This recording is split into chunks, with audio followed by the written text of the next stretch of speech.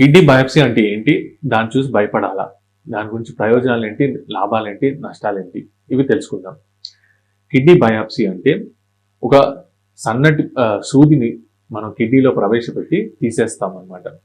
ఈ సూదిలో కిడ్నీ కణాలు చాలా సూక్ష్మంగా ఉండే కిడ్నీ ఫిల్టర్లు కొన్ని దానిలో వచ్చేస్తాయి అన్నమాట. ఈ ఫిల్టర్లని కణాలని మనం మైక్రోస్కోప్ కింద చూడటాన్ని కిడ్నీ బయాప్సీ టెస్ట్ అంటారు. అయితే కిడ్నీ బయాప్సీ అంటే చాలా మంది భయపడిపోతారు. ఎందుకంటే కిడ్నీలో నీళ్లు పెడతారా అని చెప్పి భయం వేస్తుంది.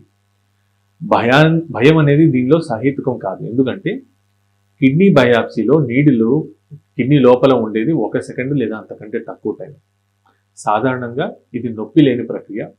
15 నిమిషాల్లో అయిపోతుంది.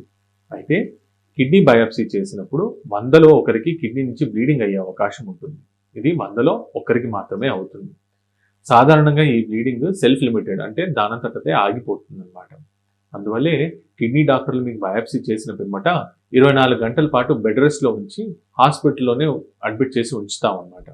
ఒకవేళ బ్లీడింగ్ ఇలాంటి సమస్యలు ఏమన్నా ఉత్పన్నమైతే దాన్ని హ్యాండిల్ చేయడానికి హాస్పిటల్లో వీలు ఉంటుంది కాబట్టి.